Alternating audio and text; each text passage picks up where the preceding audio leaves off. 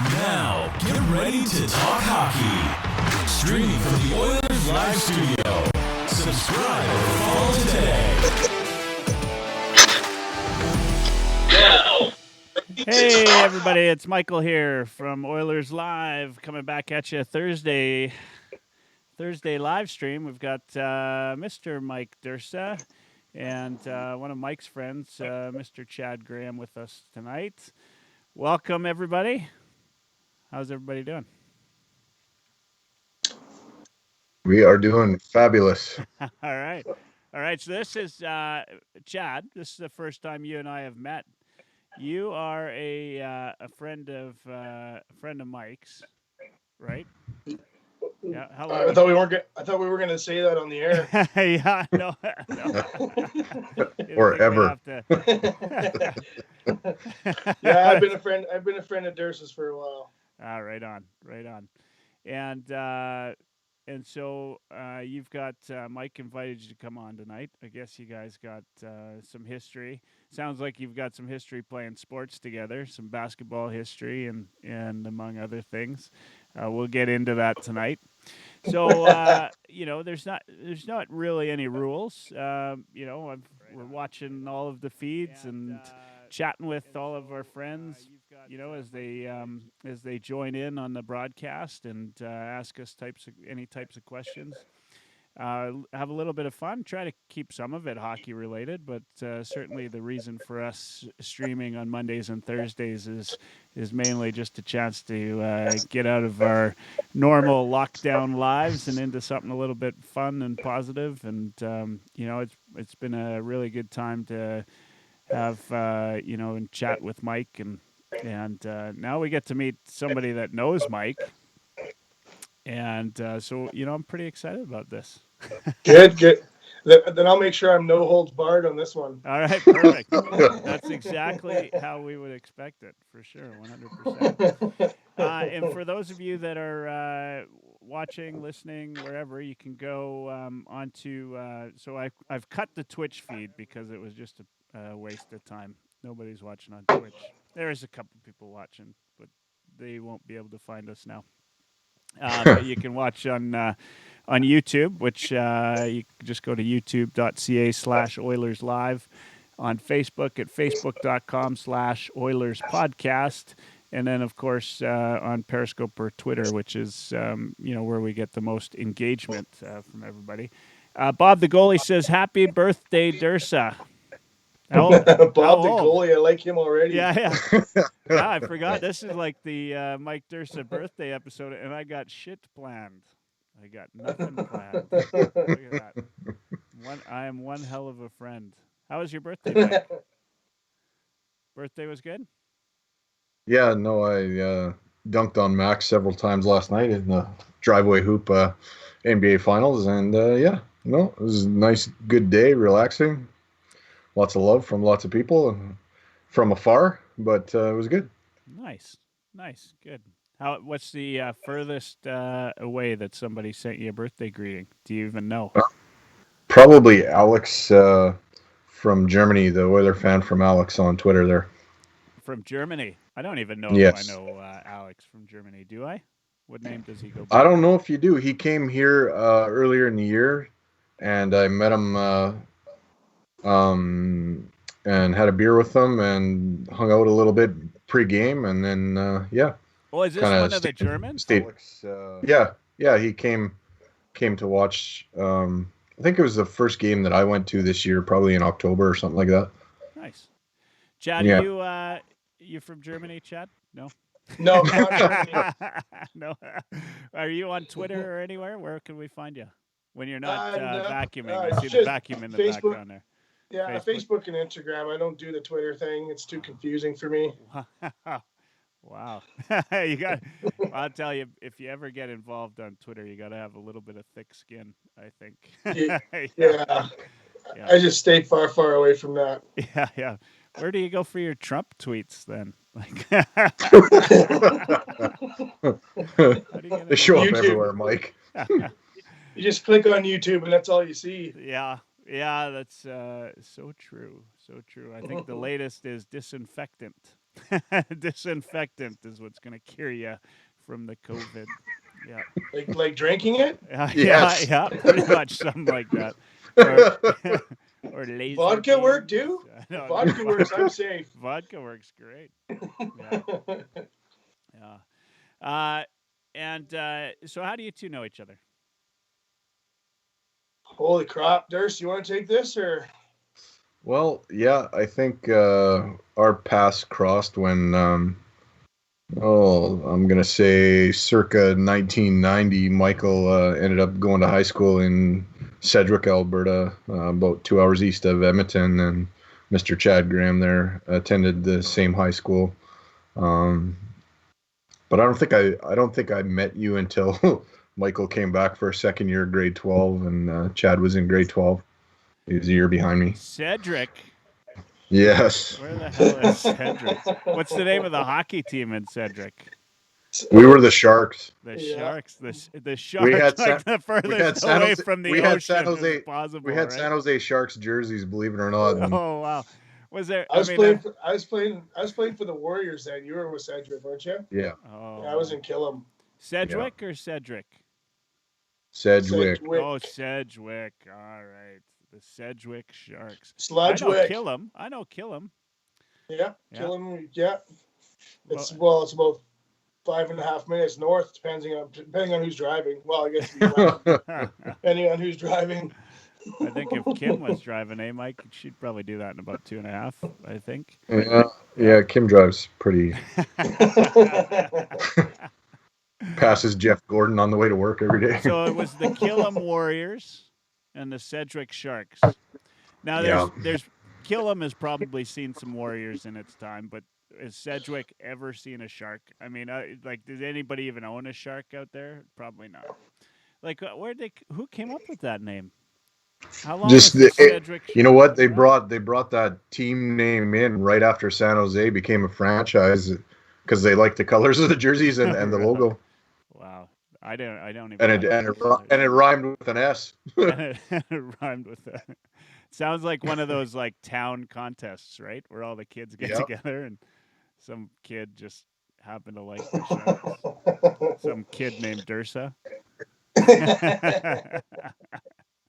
Yeah, he's a legend in Sedgwick. He's a legend. The legend of Sedgwick, Mr. Mike Dursa. Shark vacuums, Bob says. Could be. Could be the vacuum. Yeah, and then then I moved away to BC for a few years and came back, started doing trades work, and then ran into Mikey again. And what was that? 2006. Now, have you ever played hockey against Mike? Well, no, actually, I played with him in rec. We never played when we were kids. I never played against him. No. I've only ever played against him, and I've got all the trophies to prove it. I don't doubt that. I mean, that's a horrible story. It's singular, not plural, but yeah. Well, I think he was talking about bringing me in next year to make sure that he gets the trophy back. Oh, you're coming, and I hear you're a goalie. I am. Yes, I am. Yeah. Wow, they're like chefs. Goalies are like chefs. They're like the weird ones, right? They're kind of like you're in a whole. We've got a stats guy on the show, Bob the goalie, and Bob's listening probably right now. Bob's a little bit crazy too, like I mean, I think you got to be like, if you're going to go hop into a net and let people fire, hard frozen rubber at you, then there's like what encouraged you? We didn't even ask Bob this, Mike. What encouraged you to be a goalie? Me? Yeah. Oh, honestly, I was in a little tiny town in Milo, which is close to Calgary, southern Alberta, Vulcan area. Oh, yeah. Super small town. Sedgwick, and we had Milo, you've lived everywhere. Yeah, so we're playing. I go start hockey. I'm 5 years old. My dad puts me on the ice, and we didn't have a goaltender, so I grabbed a blocker. They put some old horsehair pads on me and put me in net. And well, it's been a love-hate relationship ever since. I just never left the net. Yeah. And so when you skate to the bench at intermission, do you tell all the players how to play the game too? Like every other goalie I've ever played with? Well, I'm not gonna lie to you. As I got like higher up in competition, playing midget AAA, and then getting into Delphi Academy in Langley, which is a private school. Yeah. We played a lot of a lot of colleges, and then onto the BCJHL. You do got to get a little vocal, and you're just an eyes. You don't got to be a dick about it, but you definitely let guys know, like, half a step to the left, and I got that puck, right? Yeah. Yeah. So, and sometimes a little talking is good, but I mean, respect has to be there. My D-man and I always got along well, so I never really had that problem. And yeah, that's. Have you ever hacked one of your own D-men across the back of the legs? No, but I remember I was playing in Killam, and this guy come in and give a whack at me, and Tim Allen, little tiny Tim Allen. I don't know if Mike remembers him. He tried to Tim the Tool Man. Yeah, guy give him a what's for, so I decided to take my blocker and put it up underneath his cage and drop him like a sack of shit. Nice. Nice, a little Hextall. You betcha. Yeah, nice. Yeah, who's your favorite goalie of all time? Oh, all time, my God, that's a tough one. Did you have one that you looked up to when you were growing up? Well, I was always a big Grant Fuhr fan. Of course. Billy Ranford was one of my all-time favorites, and because I knew Kirk McLean, he was one of the guys that I really looked up to. So those are the guys that, Billy Ranford, Grant Fuhr, those McLean? guys. I see Kirk McLean every year, a couple times a year usually, and he's quite the character. He's a bit of a god in Vancouver. I mean, for obvious reasons. Well, he knows my uncle very well. Actually, you would just tell him about my uncle, and then tell him that remember when his nephew was with those guys in Langley, we were on the ice doing some fun stuff. Him and Troy Gamble and those guys. My uncle's name is Kurt Fraser. Okay. So Stripes, by the way, I'm laughing because no, not Kerry Fraser. No, not Kerry Fraser. No, I know, but Stripes, Brett Luchansky is watching on Periscope right now, and he just called you for Luchansky just called you for a match penalty. Perfect. And I think that's exactly what I got. I was tossed for sure. You ever been in a goalie fight? Oh yeah, I've been in a couple of good tilts. Rocky Mountain House was the best one. Nice. Oh yeah, I've had a couple of good ones. You ones. Come out on the winning or the losing end? I won, and then I went down the bench after I was kicked out of the game and took my blocker and did a domino down the bench. Yeah. So you haven't been prepped for this question then, but your goalie fighting Mount Rushmore, who's on it? Who's my favorite goalie fight? Like who are your favorite goalies that have been scrappers? Holy crap. Well, Ronnie was always in a lot of good tilts. I actually like that Vernon fight was awesome. That was epic, yeah. Yeah, that Vernon fight was great. I loved it when, what's his name? Little goalie from Toronto. What was his name? Potvin? Felix Potvin, yeah. Came out and tilted. I can't remember the guy's name. He's a lot taller than him. But my favorite's got to be would have been Mike Smith and what's his pickle there? Cam Talbot. Yeah. Talbs was probably going to be close to my favorite of all time because Talbs had a lot of nerve on that one. I was pretty stoked to see that. Yeah, I respect him for taking that fight because Mike Smith is not somebody I'd want to fight if I was a goalie. But I'm surprised you didn't mention Ray Emery when he fought Biron he fought a player and the goalie at the same time. I would have liked to see Emery Peters, I think. Lucic. I always liked Emery as a goaltender. Actually, he had a lot of spunk. He reminds me a lot of like Mike Smith temperament, and so that's my kind of goaltender for sure. And he's had a couple of good tilts, and that was a great one. Yeah. I was. We've got some spam. We've got our first. We have a caller. Yeah. We should. It's too bad we don't have a caller. We do have some spam on the Periscope feed. Right I'm gonna have to switch over to watching on Periscope too. Who doesn't love a little bit of Periscope Bam. That's great. Okay, sorry. I get excited when we've got new things happening on the show. And, it doesn't happen very often because, we've got a pretty big budget here. So we get, typically it's the best of the best only, which That's is why awesome. we got you on here. See, I mean, Yeah. I'm a big ticket item for sure. And I'm sure Mike forwarded the appearance fee to you.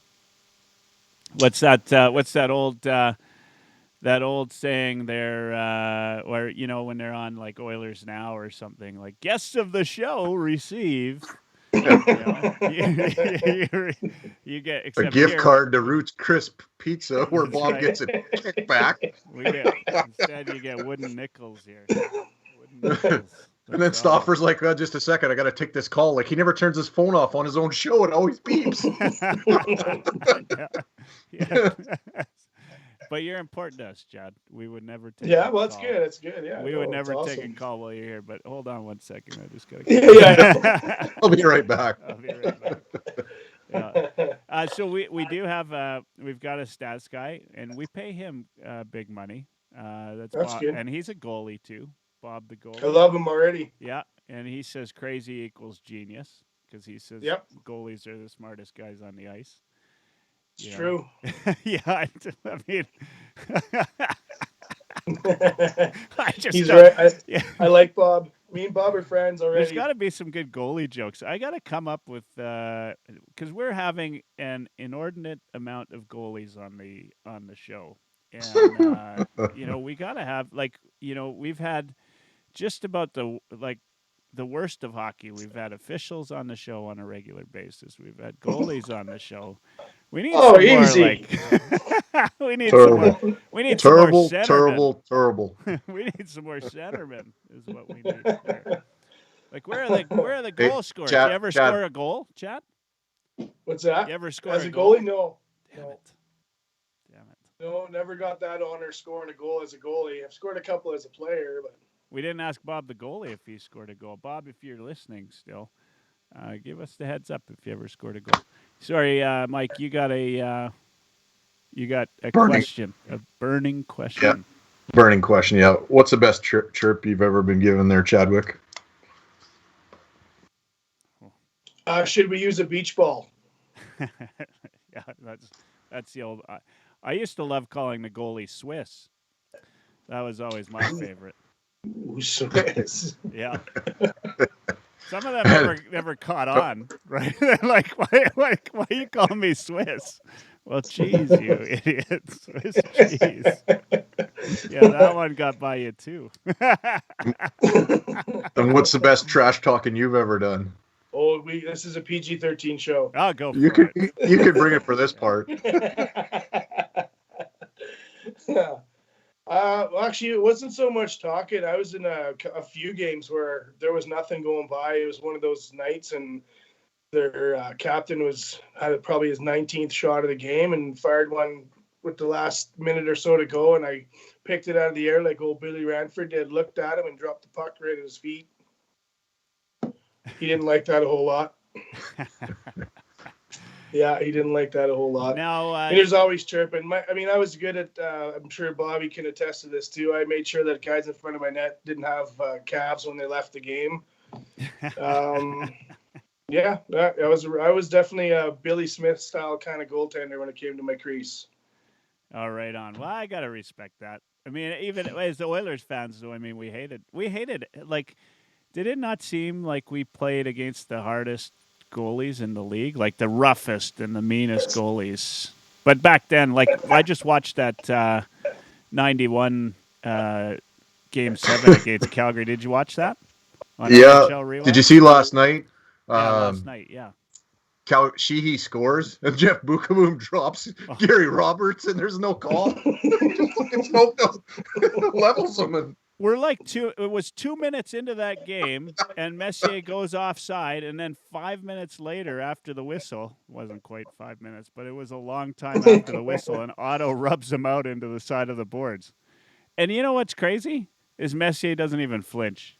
You're just like, come on, man, you got to come at me harder than that, right? Like that guy was mean. I And know, but it was the such a hacking was different game unreal. back then. Like even watching my uncle fight Probert, watching him fight all those big guys, like it was just a different hockey game. It was a different style of hockey game, and the game now is these guys wouldn't be able to handle what was going on then. I'll tell you that right now.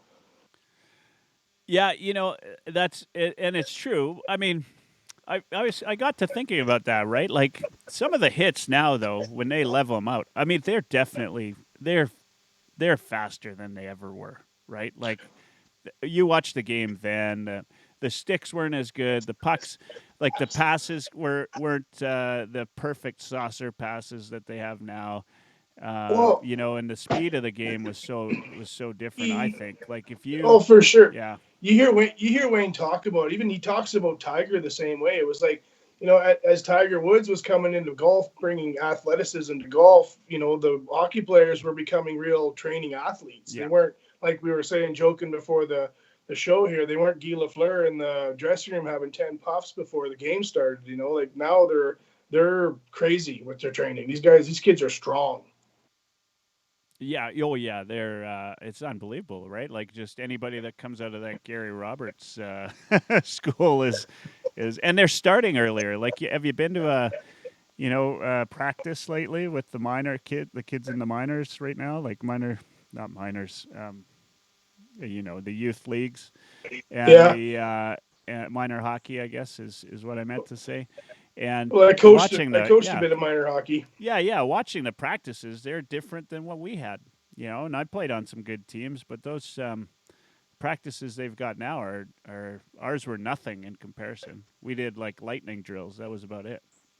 Yeah, I got really lucky actually because like I coached with Mike coaching Adam kids and whatnot. Sorry. Then I got Did you just have Lucky and Mike in the same?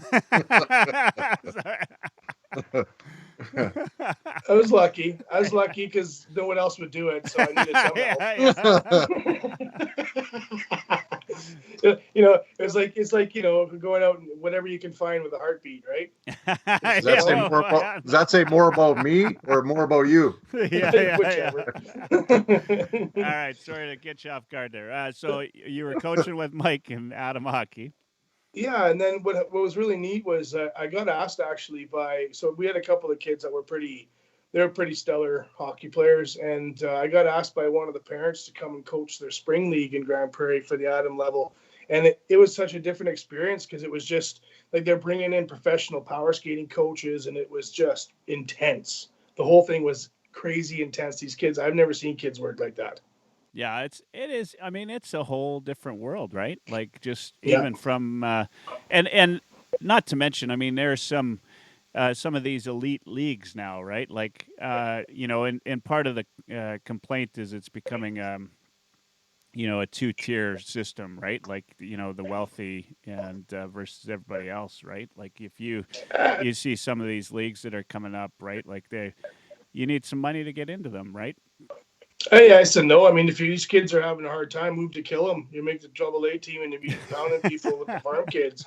And there's two ways to look at it, right? In the city, absolutely, it's a money game for sure, absolutely. But you get out in the rural Alberta and rural Saskatchewan, those kids are bruisers. They are the kind of kids you want on your hockey team. They have the work ethic of a bloody monster. So I mean, and it's not as expensive for them. They don't have the big costs that they do in the city, right? Yeah. Yeah. So they, growing up in the rural areas isn't maybe such a bad thing if you want to be a hockey player. And there's a little clip there, a little advertisement for moving to Killam. There you go. By next week, we'll have the city of Killam as a sponsor. You know what? You know what's really different though is when I was growing up, we had 2-hour practices twice a week, right? Now kids have like 45-minute to like an hour is max that they're on the ice. So those practices are so structured in that hour so they can cram as much in there as they can. You have, as a coach, you got to be way more organized than you ever did. Yeah. You don't have as much time you don't have any time to waste. What I even noticed too, Mike, is different than where we were, rural Alberta, so to speak, is like when I started playing like AAA hockey in Vancouver and whatnot, it was, you're playing your morning practices, you got your games, but there was a ton of dry land stuff. Like the training outside of like off ice was just as intense as on ice. It was a different game for me when I moved out there. Yeah. And that's what I see a lot in the cities too, is that it's so much training, complete training all week long for these kids are just in great shape. So your presence on the program, there's now 2 goalies watching the stream right now. So that's we're surrounded by goalies here, Dursa. Like, I don't know. The virtual high fives are coming out. So we got Bob's brother Dan, who's also, it's a family of goalies. Hey, I love this family already. Us goalies got to stick together. Oh man, I tell you, I don't know what we're gonna do. So okay, we're talking about minor hockey. There's I saw logged in on the Periscope feed as well was a buddy of mine. His name's Mark, and he sent me this NHLPA or NHL Coaching Association's got these mentoring videos and webinars out now. Have either of you seen any of those? Not recently. Last time I watched one of those would have been 2005. Yeah. Okay. Well, they've been doing them. So I've watched a couple. The one that I remember the best is Hitchcock, and it's interesting, right? Like it's I strongly encourage anybody that's watching or is going to listen later on the recorded podcast to go and find these videos and have a watch, because you're going to learn a lot. The analytics folks will love it because they use analytics, and the non-analytics folks will love it because they say, don't use analytics in its entirety. So it's really kind of a mix of both, but it's there's some good ones. There's some live live webinars still upcoming and some other things. It's a really good good program, and these are guys that of course have made it to, I like Hitchcock because of where he came from, right?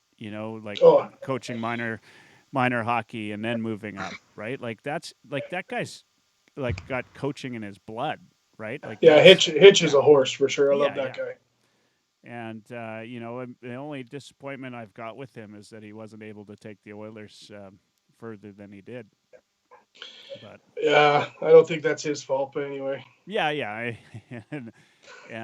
you're more than likely right. And he certainly didn't get a long stretch at it, which most Oilers coaches don't. I think Tippett might end up being the one with the longest tenure when this is all said and done.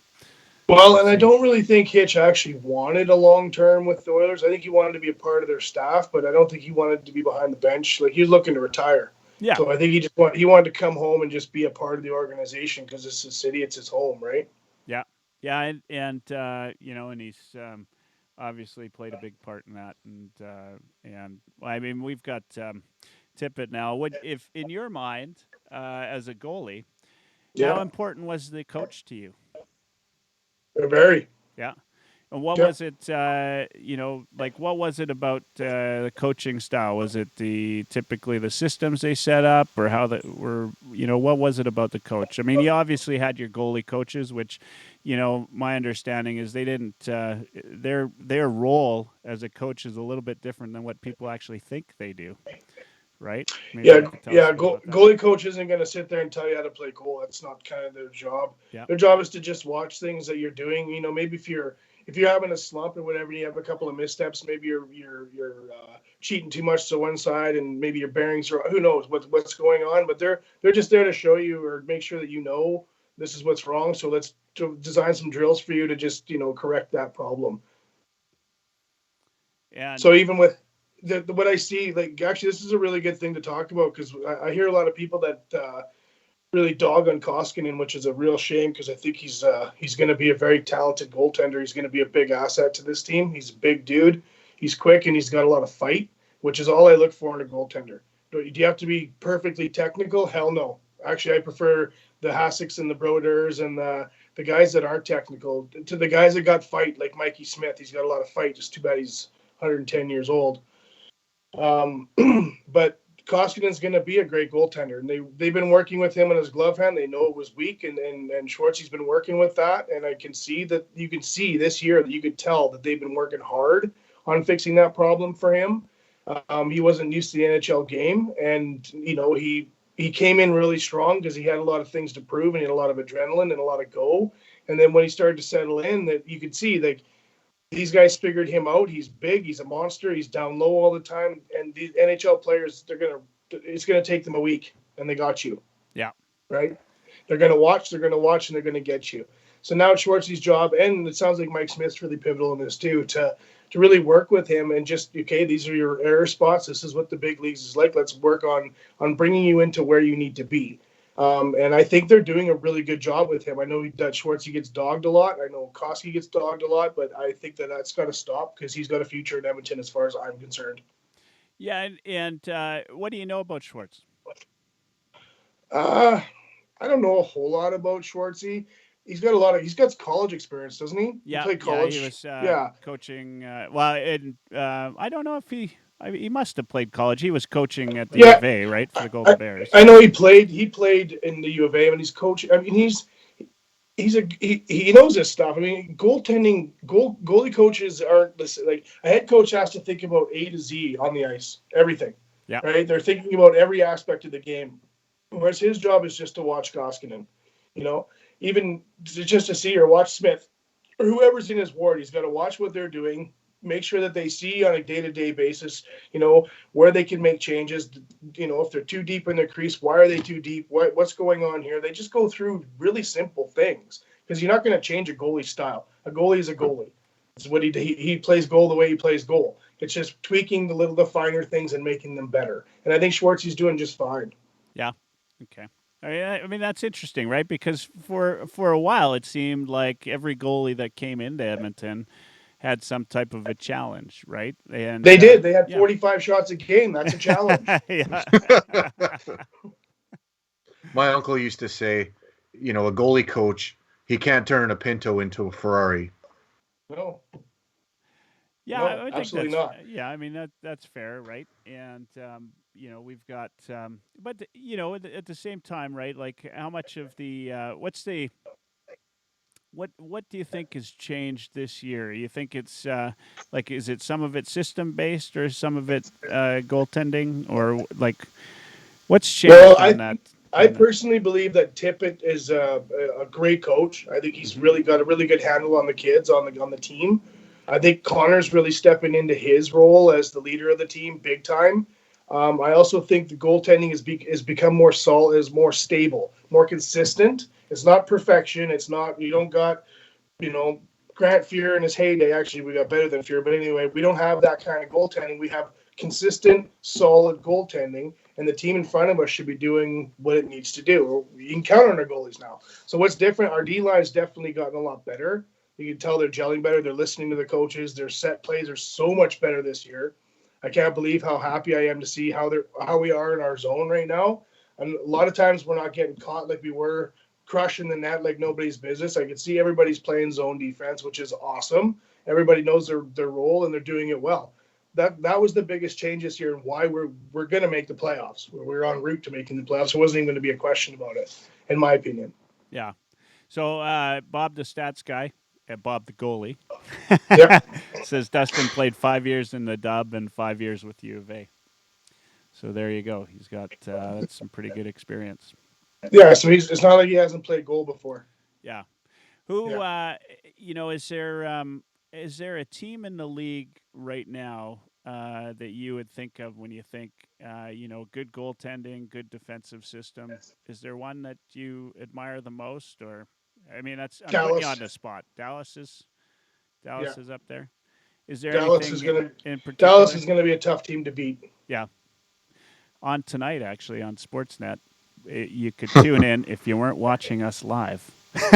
Because why would you go watch 97 hockey from 1997 when you could watch the three of us here from Mike Durst's bedroom? That's right. Only select few are allowed in cell block 99 here. That's right. Actually, that's not your bedroom, is it? Is that is that the basement? Where is that? I don't even know where that is in Mike's place. Yeah, no, this is my room. Where's the teddy bear? Mike's room. Yeah, I got a big bear, yeah. Oh man. You can't see me, Chad, because the video's just on air, so you'd actually have to tune into Periscope or Facebook or something to see. Yeah, I'm watching the Facebook Live. Oh, you are. So you actually get to see me and not every guest gets to see me, so consider yourself lucky. I'm feeling lucky again. Yeah. So Chad, I don't know if I've ever asked you this, but who's your favorite Oiler all time? Oh, good question. Oiler? Yeah. Oh, Wayne. Wayne, yeah. Oh yeah. No question whatsoever. And your player Mount Rushmore. Wayne, Connor, Mark, and Curry. Curry. Oh, good. Huh. You didn't even go outside of Edmonton. Look at you. That's efficient. There's an outside of Edmonton? No. That's right. No. That's right. So have you started training at all to be the emergency backup goalie in Toronto? No. And I don't drive a Zamboni. And you don't drive a Zamboni. Well, you should. Well, you want to take that up? I'm gonna be the surprise guest though for the trophy next year though. I've discussed this with Dursa and we've decided that he needs a goaltender to show up for him. So man, wow, it's getting real, hey? Yeah. We're taking this to the big time. I better. I've been practicing my stick handling here in lockdown, but I might have to start shooting the old puck. start doing some shooting drills. Yeah. Well, I mean, I'm not going to say he didn't bribe me, but he did bribe me, so I have to show up. And the trophy is pretty sweet, and I usually drink from it every night before I go to bed. Mikey, he's just rubbing it in. He's just well, what he doesn't know is I drank from it before I gave it to him, at the beginning of the whole thing. So now he's got coronavirus. That's right. That's how it all started. That's right. That's how it all started. Started here locally. Oh man. Chad, favorite Oiler memory all time? Well, I've had a ton of favorite Oiler memories, but one.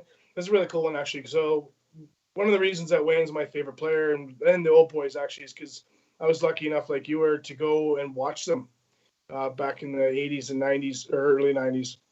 And when I went, Edmonton was beating Buffalo 14-1, and Fuhr decided he was going to come out of his net, stick handle around one of the Buffalo players, lost it, and the gap got cut to 13. Nice. Oh, we got 14 Bob's goal. frozen. Is he frozen for you, he's Mike? Come unlocked. Oh, there.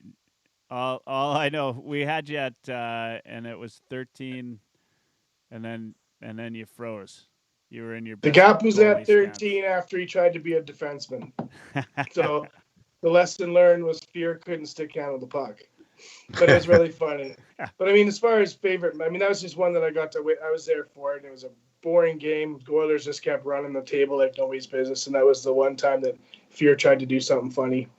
But my favorite Oilers memory, I think it's actually when they won the cup. The last time they won the cup was amazing, with Ranford and Messier running the show. I can tell you a million of my favorite memories when it came to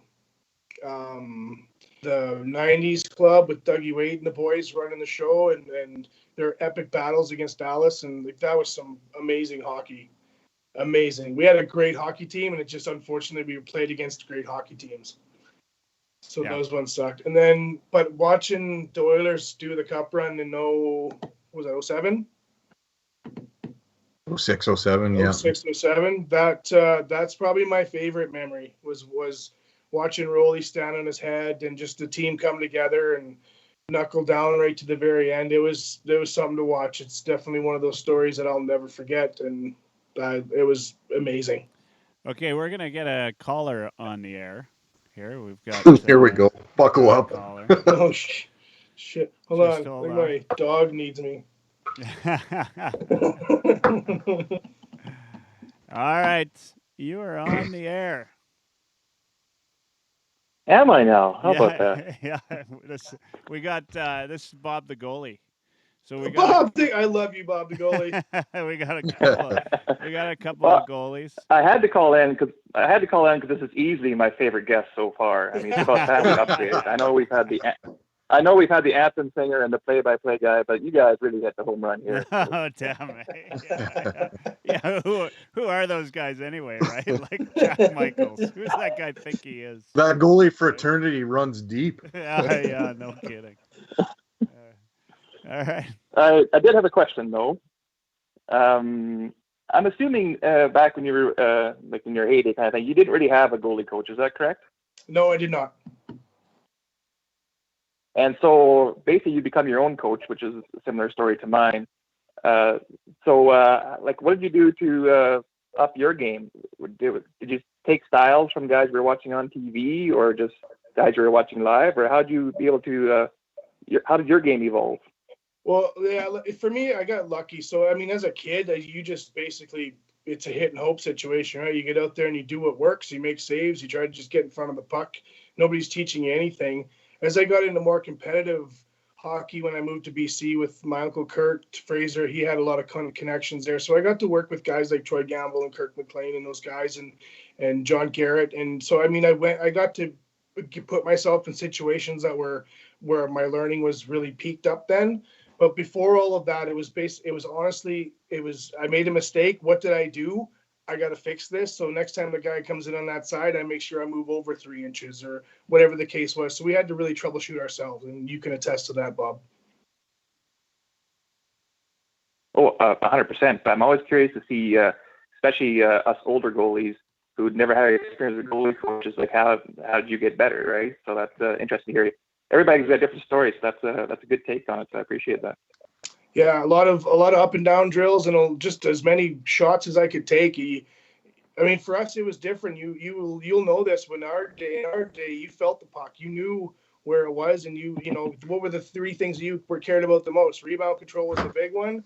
Make sure that if the puck hits you, it's not going behind you, and do whatever the hell it takes to make sure it doesn't go behind you. That's pretty much what we were taught. Amen. Awesome. Well, I'm actually just impressed that the two of you speak English.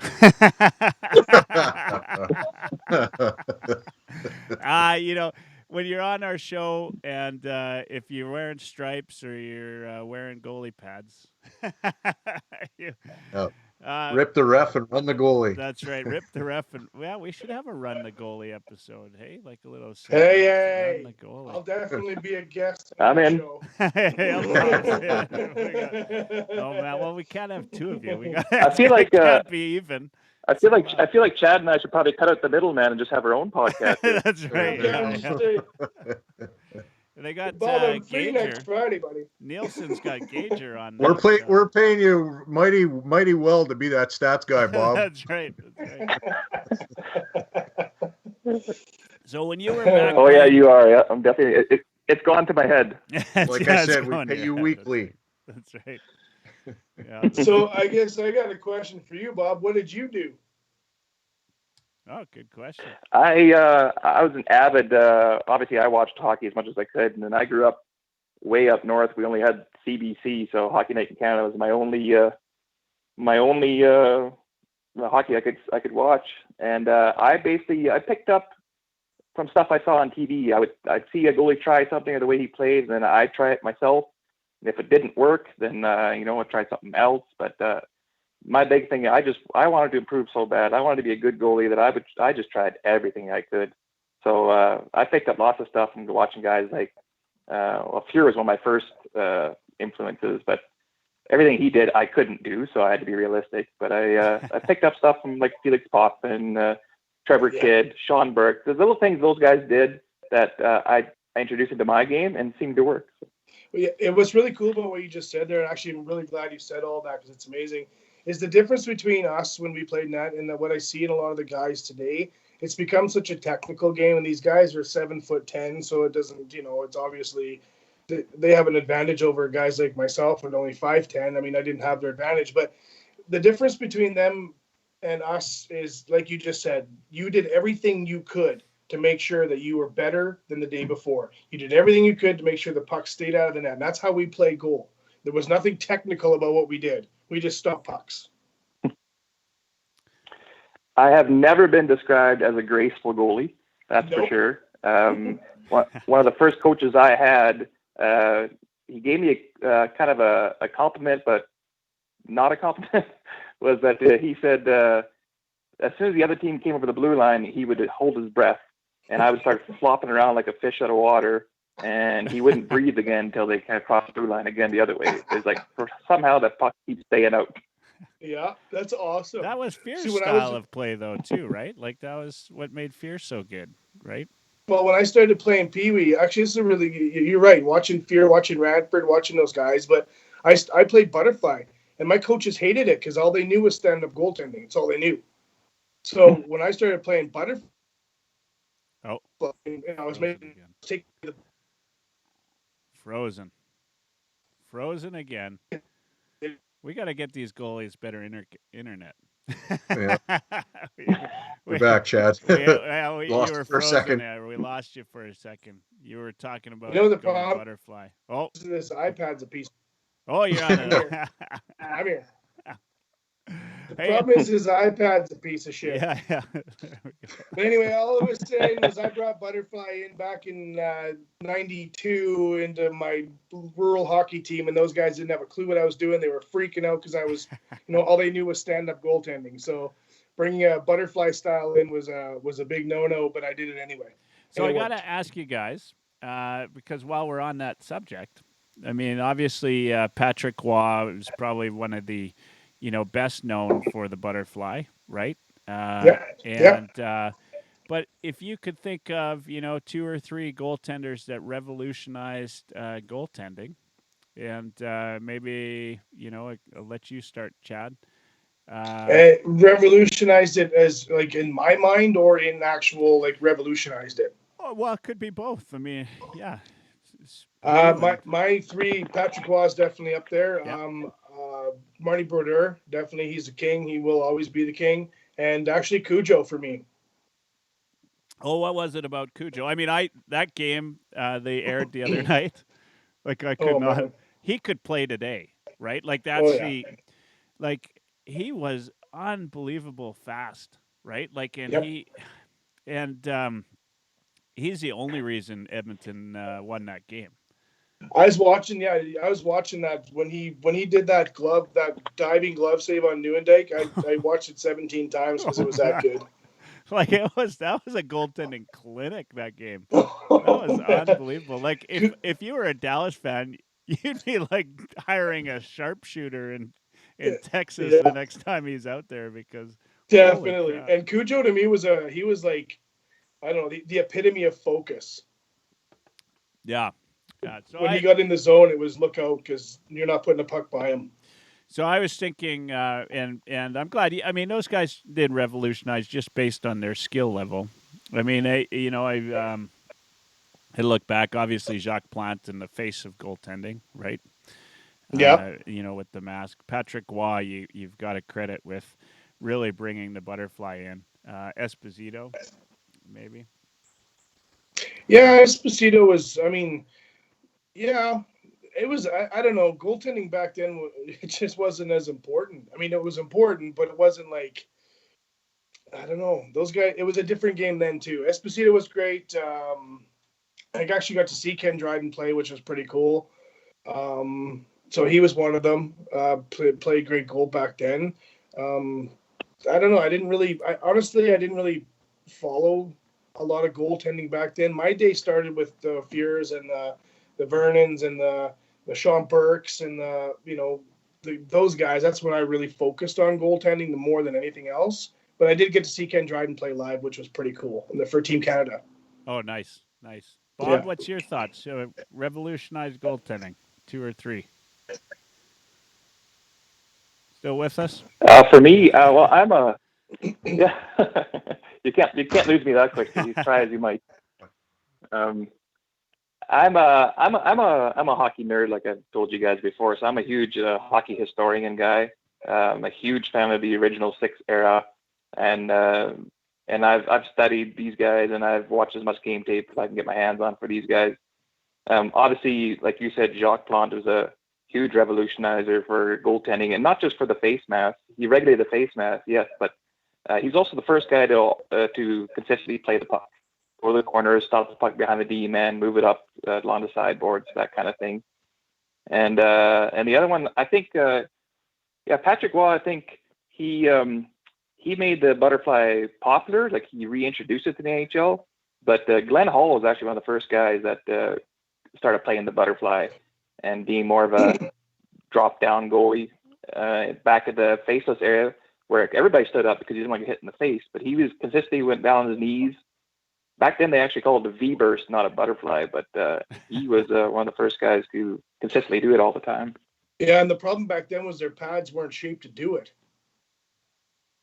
Exactly. Yeah. Now, have the pads changed considerably? Even like, I guess when you were playing, both of you, I would assume they have, right? Like when I look at pads now, let's put it this way: when I started, they were horsehair, and by the third period, I couldn't move my legs. Oh yeah. And now it's like I'm not wearing pads. Oh yeah. Yeah. I was coaching those. They would get 20 to 30 pounds heavier from all the moisture. Yes, absolutely. By the third period, you couldn't move your legs because they were 100 pounds each. Oh yeah, I played those right through the peewee. But then I'm coaching this kid in minor hocky, and the cool part when I was coaching minor hockey was. Were you wearing horsehair pads when we played the other? Because he couldn't move his legs by the third period. That was just horsehair skates, Mike. Sorry. Okay. Sorry, Chad. Go ahead. That's okay. I was just going to say, when I was coaching that minor hockey team, the benefit for them actually was they did have a legit goalie coach, which was really cool for Michael. Remember, what was that kid's name? Little Short. Yes, Little Shane. He, he put on these brand new pads. The kid was in net. He couldn't even see kid. It was all pads. And you shoot a puck at him, and they cringe and they cry and they it's like they got hit by a bullet. And I'm thinking to myself, if you guys would only know what we went through when we were kids as goaltenders, you have no idea the bruises I came home with. Bruises. My old man thought I was a sociopath. I remember meeting Grant Fear back when he was a player, and his arms were just full of bruises. Right? Like, it looked like somebody had beaten him. But, it wouldn't surprise me, especially after watching that game last night, that 91 game, if all those guys, like, if that's what they looked like. I mean, the hacks that these guys took, and they, the other thing is watching that game, I was watching, and the puck, they'll get in front of a puck and just like it never even hit them. That's how numb they were by that time. Oh yeah, like not just goalies, like players, right? Like and those everybody. guys weren't, and those players weren't wearing anything. No, they didn't have anything. They had that blue little shirt on underneath, right? Yeah, that was it. Oh my god! Just to finish up a thought here about revolutioning goalies. Did you guys know that way back in the day, goalies weren't even allowed to drop to their knees? Oh really? It was a rule. You got a penalty for it. Yeah. Really? Wow. So, See, learn something. Clint Benedict. Clint Benedict was played for the Ottawa Senators way back in the early the first year in the NHL was 1917-18. But before then already, they called him Praying Benny because he would always go down on his knees, but he would make it look like an accent, so he'd fall down. And that way, if it was an accident, if a goalie just fell, they wouldn't call it penalty. But if you intentionally dropped down to stop it, you were given a penalty. So they got so sick and tired of this guy just dropping his knees, making it look like an accident, that they finally just instituted a rule, said, okay, fine, you can the goalies can drop to their knees. Change the game. Yeah, And he's also the very first goalie to wear a mask and play. So. there's I'm a gonna say penalty that guy Luchansky revolutionized could call. goaltending. Yeah. I had a question for Chad again here. Who have you been compared to? What was your style like? When I played net, I was always compared to Felix Potvin. Nice. Yeah, that's the goalie that everybody thought that I was like when I played.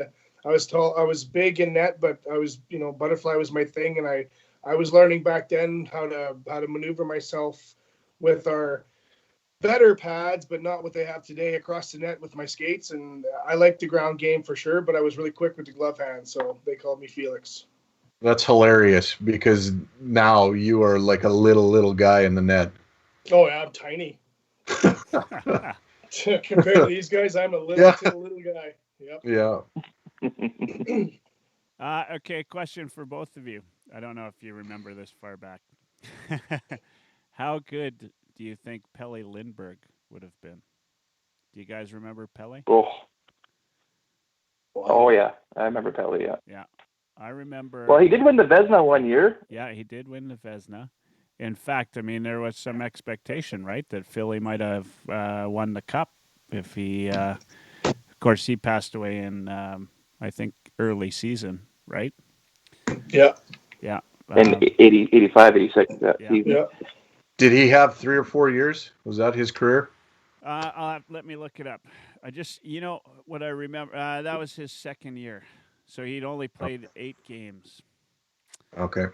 Or no, that was his, that was his second, he went down to Springfield, it looks like a couple of years prior for a little bit. That would have been his 5th season, actually. Okay. Yeah. He won the Vezina in 85. Yeah. And then, but before then, he wasn't even the outright starter. He was splitting a lot of duty with Bob Froese off and on. So 85 was kind of his breakout year. And then sure enough, next year after only 8 games, he passes. So. Yeah, and I remember, right, like going into that season. I mean, Philly was kind of the odds-on favorite, right? Like that was the one team that you thought could maybe dethrone the Oilers, right? Like with Lindbergh and net, it just seemed, because he was outstanding the year prior.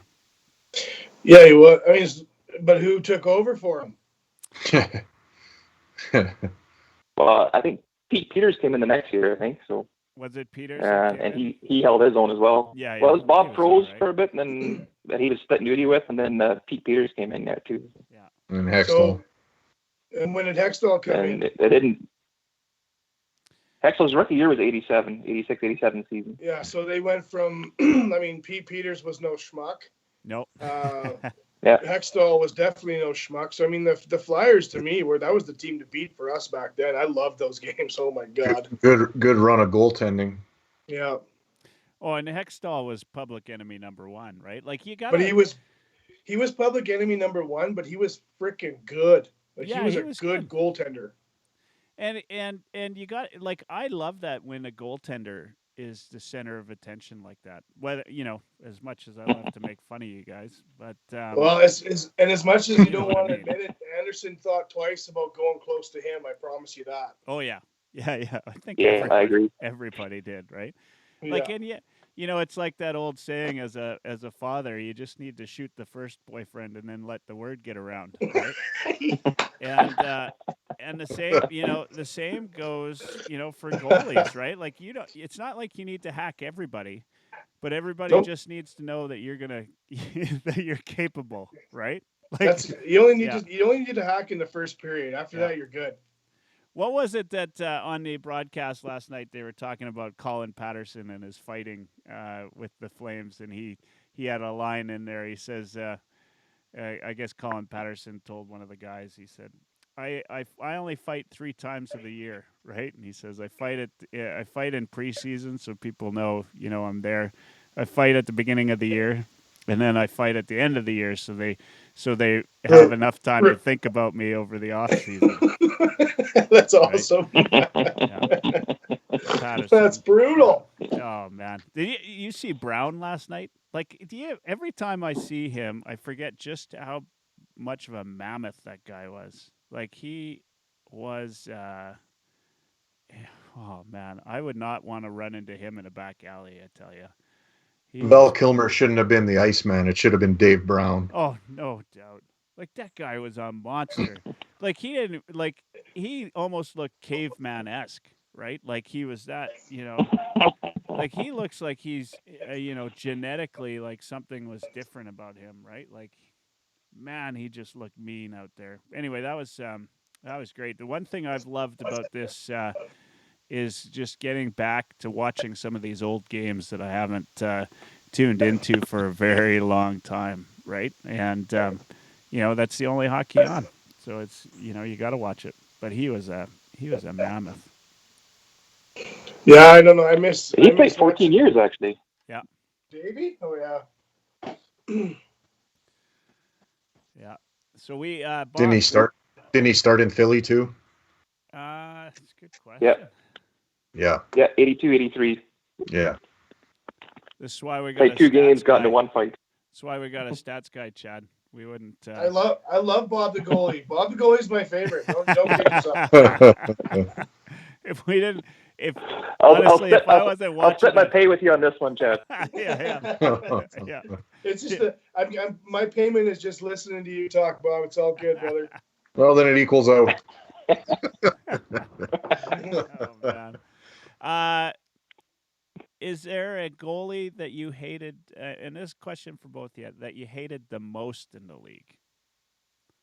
Like currently or back in the day? At all. I mean, if you think of goalies that you hate, who were they? I fucking hated Mike Vernon. Oh yeah, still. Oh yeah. I couldn't stand him. I was being an Oilers true and blue. I couldn't stand Mike Vernon.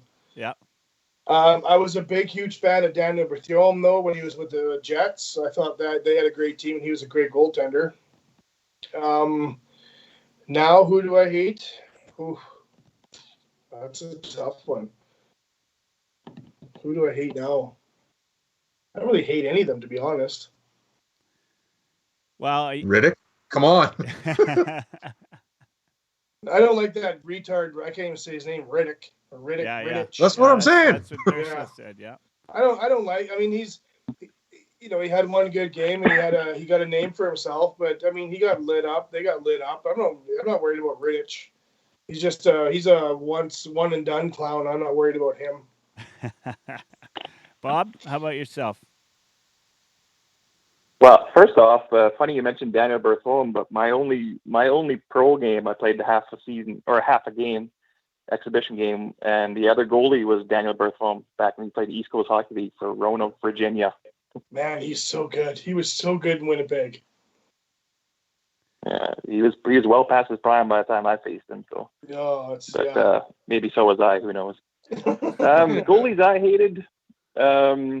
It's funny because I'm similar in the fact that I respect anybody that's been able to make it to the pros, especially NHL as a goaltender, because that was their dream come true. So they obviously get some automatic respect there. But some guys have earned their respect from me after the fact. Like obviously when I first started playing or watching hockey was Oilers Islanders, so you hated Billy Smith for his antics. Of course, after the fact, you really respected for him for the competitor he was. And here's one that catches some people off guard, but I actually hated Patrick Waugh. Me too. I wasn't going to say it, but I couldn't stand I did. him. I did. I liked him when he came in '86 because he was this young rookie that nobody knew about, and he stood on his head to win the cup for Montreal, and I loved watching him play. But something happened after that I think his own stardom went to his head. I swear he must be the president of his own fan club. He was so full of himself, and I honestly thought he was overrated because he never played on a bad team. Nope. Like when Montreal got bad in '96, he demanded to be traded, and he goes to Colorado, who were Quebec the year before, and they finished 4th overall in the league the year before. So they were already an up-and-coming team. So he goes to a team that's up-and-coming and is their savior and wins the cup. He's never played on a shitty team. So But I do respect him more after the fact what he accomplished, and I know it takes good goaltending to win a cup. But and he belongs in the Hall of Fame. I'll acknowledge that he's one of the greats of all time. But that doesn't mean I have to be in love with him. That's so funny you said that. I was holding my tongue on Patrick Waugh, but I agree with you. I actually felt like it's after he won that cup with Montreal, and then grabbed a big name for himself. He almost developed a bit of a god complex, and I didn't like that one bit. All right. 100% agree with you. Let's cut the bullshit, goalies. Who's the best ever? Marty Brodeur. I'll never blame anybody for saying that. Marty's, I think, is definitely the best modern goalie of all time. And like I said, I'm a huge historian. So to be the greatest, well, until proven otherwise, will always be Terry Sawchuk. He's my hockey idol. Oh yeah, Terry Sawchuk's awesome. But of goaltenders in my era, Marty Brodeur is the guy that, I don't know, he's untouchable in my mind. He's pretty unreal, right? Yeah, and you talked about Glenn Hall earlier. I've met Glenn Hall, spent an afternoon with him. He's a great guy. I like him a lot. You've spent. Okay, there's I hate you right now for that because he lives here. He lives here in Stony Plain somewhere, and my dream is to meet the guy, and I cannot track down where he lives. And now with this pandemic, that's got to be on hold again. But he's 88, so my window of opportunity is dwindling. I need to meet him being this close before I die. I got to meet Johnny Bauer quite a few years ago, and that was a dream come true. 15 minutes I got to ask him about the old days. So you got to meet some Glenn Hall would be connections just now. insane. You got some big time connections on the Oilers live stream there. we'll get I'm hoping I'm hoping my celebrity connections here will come through. That's right. That's right. This is a bit of a big deal. Okay, question for you guys, and this one's always a tough question. So, take a second to think about it, but don't take too long because that's what we call dead air. Right? So, most underrated goalie in your mind? Underrated? Most underrated? Yeah. And I think do Ron the reverse. Tugnutt needs to be up there in that Underrated and list. overrated. Underrated and overrated.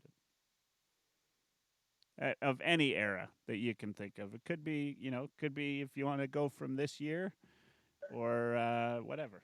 Just maybe it doesn't need to be of all time.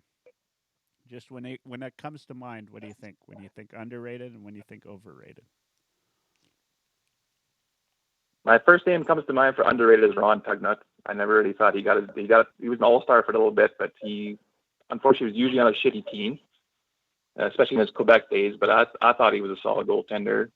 I don't know where he'd be all time. I think for me again, I got to go all the way back to like the 50s stuff. There's a guy named Lauren Shabbat who played. I feel like he should be in the Hall of Fame. He didn't even in that. But I definitely have those as two of my underrated ones. Okay. I've not even heard of that guy. Lauren Shabbat. All right. I'm looking him up. But you also never heard of Bob Schmidt until I started calling in, so your vocabulary is expanding. That's right. In my mind, very much in my mind, the most underrated stats guy in the live streaming. Stats guy. All right. Lauren Shabbat, the first thing when I go to him on Wikipedia says was rated as the 20th best goaltender. And he's the only eligible goalie He played from top 20 not inducted into the Hall of Fame. Good call on that one, Bob.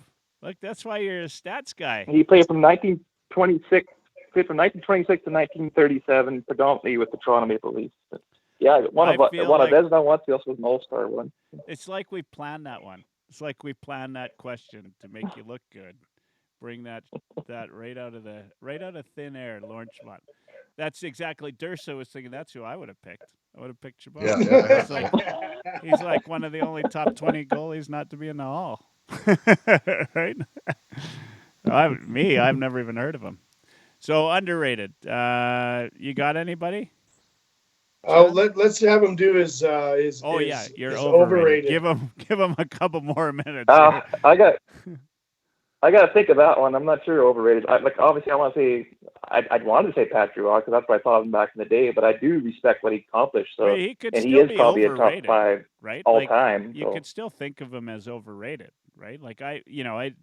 it doesn't mean that you think that he's not, one of the best goalies in the league. But is he, But I can't justify calling him overrated just Yeah. because I'm not a big fan of him. Yeah, So fair enough.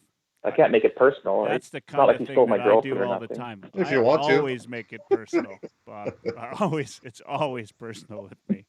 Like, you could name a Flames goalie, and I'll tell you, overrated.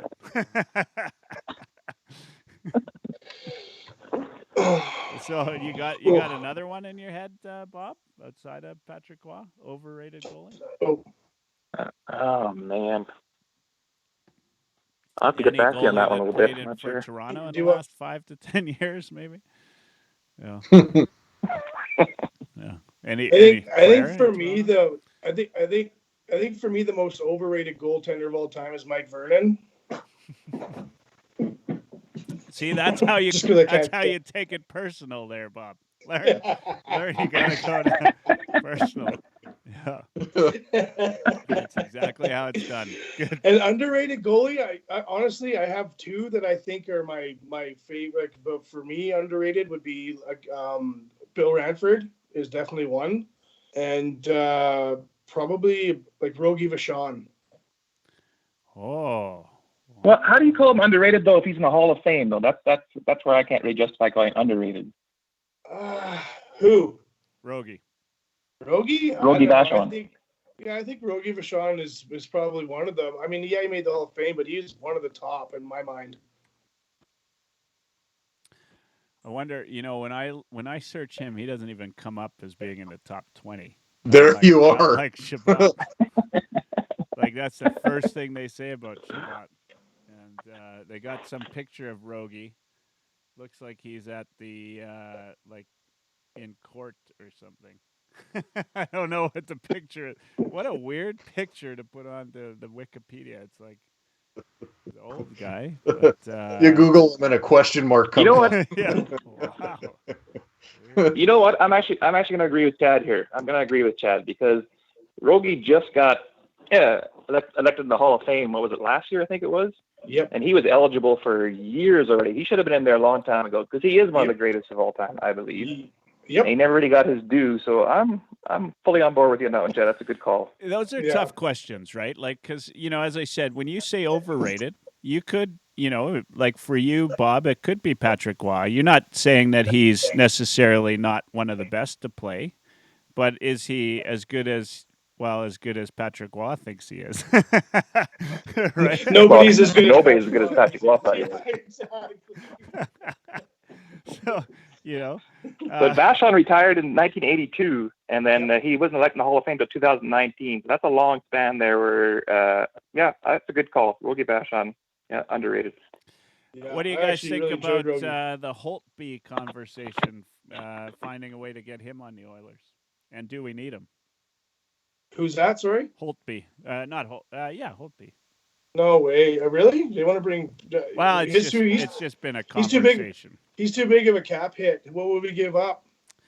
Well, I mean, barring all that stuff, I don't think it's realistic, but it's been a conversation that's been out there. I like Braden Holtby. I like he's a hometown boy. I like that he's a good, he's a great goaltender. He's a competitor. He's won a cup. I mean, there's nothing wrong with having Braden Holtby here. Nothing. But would you take him over Smith and Koskinen? I think getting rid of Koskinen would be a fatal mistake for the Oilers right now. I think he's just coming into his own, and I know everybody doesn't see it yet, but he's a monster of a man, and he has a high compete level. I love that about him, and I just think that giving up on him right now would be a foolish thing to do. I'll tell you one thing, and Bob, I want you to answer the same question about Holtby after, but early when Koskinen came to the Oilers, right, and people were talking about him. Those were some of the comments that people that have watched Koskinen play. They talked about his compete level, but the guys that seem to know goaltending and goaltenders like yourself and that all said he may struggle his first year because getting used to the NHL game versus the KHL game. Like in the KHL, they're taking shots from outside. Like that's the majority of what comes at you, right? There's some deflections. Whereas in the NHL, it's all like, you got to be ready low, and you got to be like, there's guys in the crease, like, or near the crease, right? And there's a lot of like pucks in deep that are bouncing around, and it's a whole different game in how you play. And the shots, they said, are better from in tight. And those were, and so the guys that seemed to know, I remember them saying that they expected Koskinen to struggle his first year, and he did, right? And he seemed to. I'm not going to say he was stellar so far this year, but he was better. He was a lot better, and he had some stellar games, right? Like, he had some stretches where he was outstanding, and certainly there was no. I mean, last year it was every time somebody would come in on the right hand side, you knew it was going glove high, and then everybody was trying that early on this year, and they weren't beating them. And same shooters, right? So he obviously learned how to. It's not that I don't think he got any faster. He just learned, the different angle to play, right? The angles are different too. If you if you ever played on Olympic ice and you go to NHL size, how it works out. I mean, the angles just are different. They just feel different, right? Like everything about it, I can imagine. And that's why I said to you before, I think Dog and Schwartzy is a mistake. I think he's done great work with him, with Koskinen. I think Koskinen has put in a lot of effort. He's definitely learning the game, and he's a factor now, and that's big because he's a monster of a man. He covers a lot of net, and he's learned the low game really well. Yeah. So, okay, so now, Bob, your thoughts? Like, would you take? Well, first off, I can realistic, attest to the European ice surface because I did briefly play in Slovakia there, so I do know the difference from playing on Olympic size ice to North American ice, and I 100% agree that I think it was an adjustment by Koskinen. Like, he's a second round draft pick, so he was already touted back when he was younger, and I think he had a tough time adapting to North American game when he was younger. And his size plays a better factor here in the North American game because there is more traffic in front of the net, more close-in shots as there is on the open ice. Like the Olympic size ice, like you said, is a lot more from the outside, but also a lot more like breakaways and stuff. So there's a more faster flow almost in that game. So I think his style translates better here, and I think it took him a while to find that. I 100% agree with Chad on his compete level, and I think a lot of that had to do with Mike Smith coming in. I don't really think he was challenged by Cam Talbot. Talbot was sucking here when Koskinen was here, so there was no push. Mikko's the kind of guy who needs a push, needs a challenge, and with Smith fighting for crease time, I think that brought out the best in Mikko as well. If you guys could change one thing about Mikko's game, what would it be? Puck handling. Yep, 100%. I got one thing about him that I kind of like. My biggest beef with him is I don't think he comes out enough. He's a big man, so if he came out a little bit more, there'd be no net left. Well, I'm not going to disagree with you, but you can afford to not have to come out as much if you are 6'7".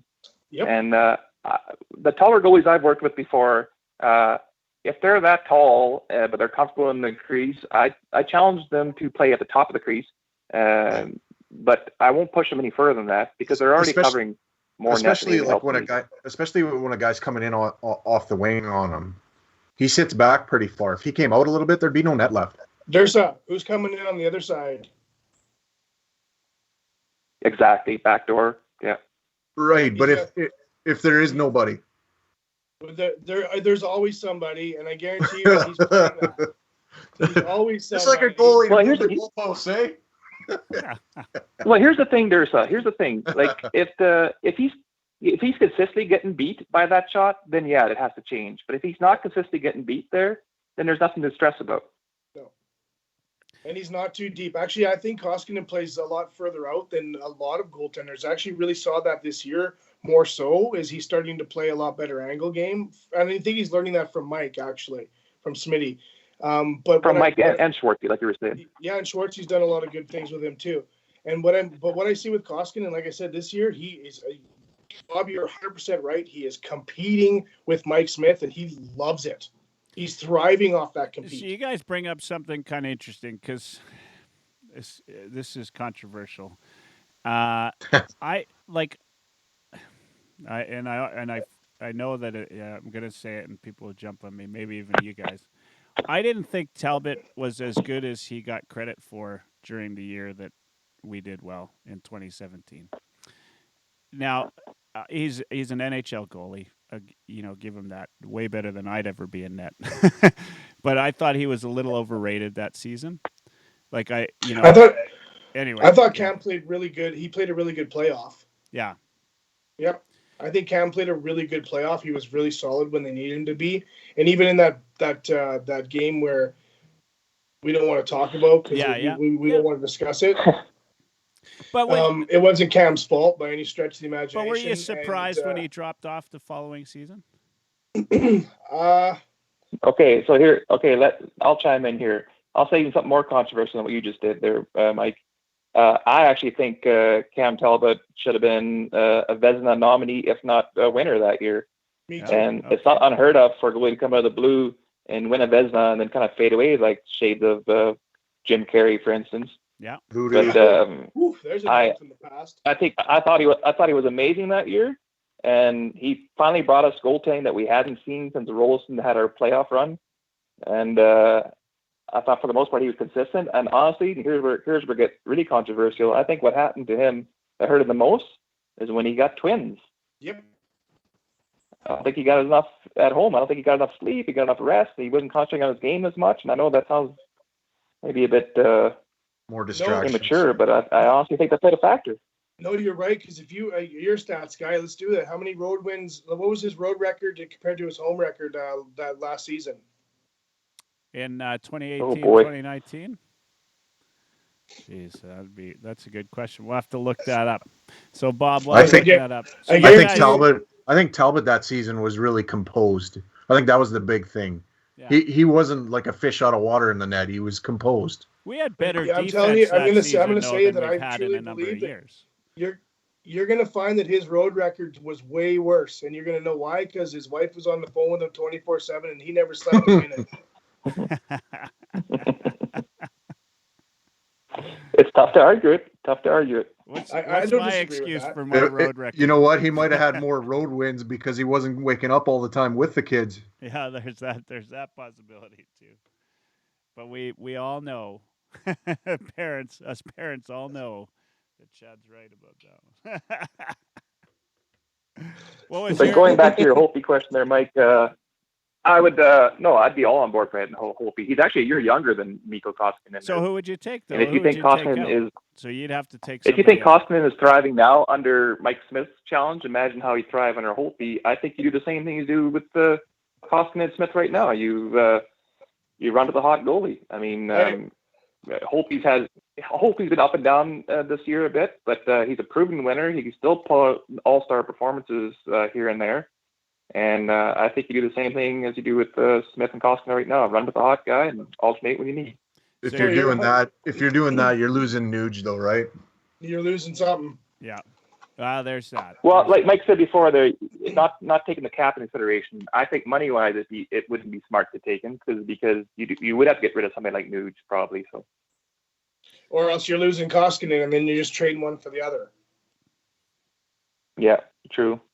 Right. And to be honest, then, if that's the case, I'd probably go with Holtby. Yeah, I don't disagree with you. But he's still what's Holtby's cap hit? $8 million? What's he at right now? 6? 6, I think. At 5 right now. So he's a couple million more than Koskinen, and he's going to be UFA, right? So he'll be at 6. Right? Am I wrong with that? Is he not UFA after this year? That's why the conversation's I think that's right. Yeah, I think that's right. Yeah. I think you guys want to come home, and I don't think anybody doesn't want to come play with Connor. I think that's a big draw for us. Well, I'd have to take a hometown discount. There's no doubt about that, right? He was at 6, Bob. He was at 6.1. So I guess the question is... Is he? Oh, I thought he was at 5. There you go. 6.1. I mean, it's a curious conversation. And I guess you'd have to take out Smith out of the equation, right? Well, and I think if you're in Holland's position right now, he's looking at it probably as exactly that. Where next year he's looking at next year, going like, would Hopi be a big fit? Would it be a big benefit to the team? And I mean, as a GM, if you have the room, that's a no-brainer in my mind. Bringing Hopi here would be absolutely a no-brainer. To have him working with Koskinen and having them be the tandem, that your goalie situation is now taken care of. Yeah. Yeah, Mhm. 100%. I mean, So that's, it might be worth a draft pick, or it might be worth a defenseman. It might be worth somebody to make that happen. So your back end's clean. I don't know. I mean, I'm not Holland, so what do I think? Holtby? Yeah, absolutely. I'd love to have him here. That'd be amazing. yeah. There's no doubt he's talented, right? And if you could get another Yeah. talented goalie into the mix, but I think which we've already alluded to, the likelihood is Yeah. is very What low. I Are we like s- about Are we still about 3 years away from all the goalies that Shirelli drafted having a crack at this? Oh, jeez. which one in particular do you think is going to have a What are you crack? thinking, Skinner? Well, he drafted 3, right? Like one of them was Rodriguez. Rodriguez got 3 or 4 years left at least. At least I'd say he might, and he'd be a late bloomer. I think if he comes in. Well, I don't know enough about goalies, but your thoughts? You know what my thoughts? Unfortunately, with me, I- I like proven goaltenders. That's my thing. If you're going to build a team that wants to create a system and you need solid net minding, you need proven. Yeah. Have you watched Skinner play at all? Yeah, he's great. He's a good kid. He's very solid, and he's going to be a proven goaltender. There's no question. Yeah. Your thoughts, Bob? Rodriguez interesting to me because I think early on you could have projected him to be an Angel starter. Even his stuff in junior, he's been kind of hot and cold. Now he's supposed to be our future, but I'm not sure. He'd have to play a substantial bit in Bakersfield here to see how he translates to the pro game, because I'm not totally sold on him yet. I think that he has a huge upside, but he hasn't even really found his groove consistently in junior yet. Skinner might be our best prospect coming up, but again, Konovalov or he's a bit more consistency there too. Konovalov, the Russian kid. He's still young, right? Like they got him. Then people are saying he was a bit of a steal, right? I don't know if you've. But he hasn't played over here at all yet, has he? No, he hasn't. But he's had good showings in the junior and that. He's been pretty outstanding. I'm with Chad, and I like proven goaltenders. Now you have to give kids a shot, but unless you're a real stud coming up. I like giving kids a shot when you have the Detroit of the mid 2000s, where your team is so solid you can bring up the kids and let them have a shot. Right now we're trying to build a system, and you have to have a proven goaltending to make sure that you don't fail while you're building that system. That's my thought. As your starter. Yeah. As your starter, 100%. As your starter, you need that for sure. Yeah. Bringing a kid in, like say, it wouldn't work with Koskinen because, like we've established, he needs to be pushed. But let's say we had Carey Price, for instance. Then you could bring a kid in and give him 20, 25 games to see how he translates. But absolutely. For the Oilers right now, no.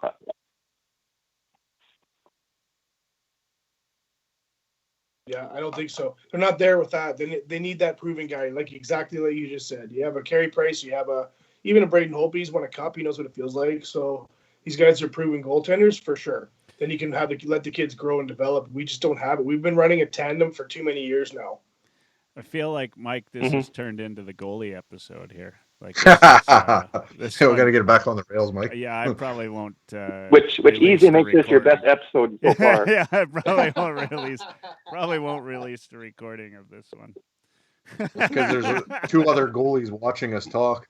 I might even lie when I post it on iTunes and all of that and say we were talking to a couple of great forwards or something. Oh. No, you know what? Bob, this has been interesting because, in fairness, we don't often get goaltenders to talk on here, and we don't let them. Yeah, we don't let them. But it's funny, right? As you guys know, goaltending is one of those things that us guys that have never played in net talk like we know a lot about. But the reality is there's nothing even remotely close to being a goaltender playing out, right? Like playing on defense.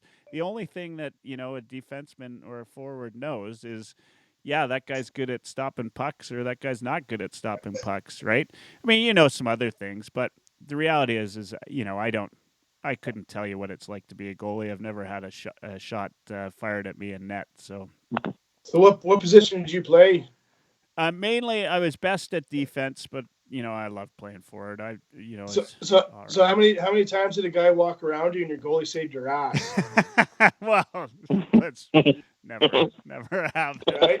Never. Happened. This is his show. I don't think you're going to get a confession. That's right. Never happened. Shut down.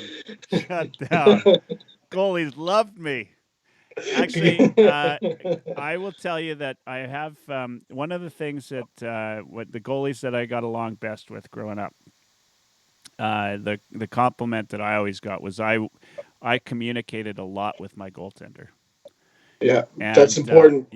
And I find even when I play D now on a team, and I'm the coach in me comes out and tells my defensive partners, I always tell them, like, you have to communicate with the goalie. And I think that's something that, players aren't taught enough of, right? Like, no. I mean, if the guy behind the net changes direction, you better let your goalie know, right? Like, why wouldn't you, right? And it's one of the things that Mike Smith really brings to the team, in my opinion. You're sitting in the second bowl, you can hear him tell those guys everything. Yeah. And those guys are talking to him. And it's just like the communication right now, that's what he is such an asset right now, because he's teaching those young defensemen how to do that. Yeah. Yeah, and it's funny, right? Because I don't think that every player, every defenseman does it naturally. I think they have to be told, and I don't think they're told enough. But you got a strong personality like a Mike Smith, and he's definitely going to let them know.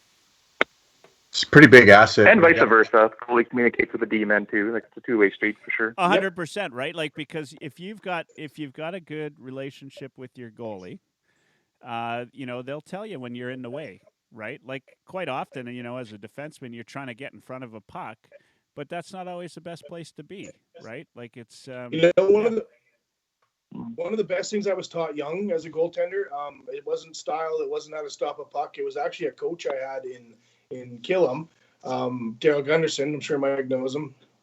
Anyway, he said, your job, and what's the most important thing for you to do, is when your defenseman turns his back to the other players and goes and gets the puck against the boards, you have to be his eyes. That's the one thing about Mike Smith that's such a factor is, as a goalie, he goes and he stops the puck and everything's in front of him. So he's always looking ahead to make the play, right? Yep. So we have to be, goaltenders need to become their eyes. So when a defenseman turns into the corner, he's coming behind the net, goalie's already telling him what he's going to be doing, what's available, what's not. He already knows. If the goaltender's any good, he already knows. Yeah. That's good. I mean, that's so for those of you watching the show today and you want to be good at defense or goaltending, I mean, that's what we're all about here. We're all about just making the world a better hockey place. Right? Don't take. Honestly, don't take. So I got your requested stats here. Oh, the home and away. All right, there you go, stats guy Bob. Yep. So the following year, there when Cam Talbot was struggling, he finished 5 games below 500 on the road and 5 games above 500 at home. Told you, his wife was on the phone with him all night long. Wow, goalie whisperer. Terrible. I promise that his wife was on the phone with him all night long on the road.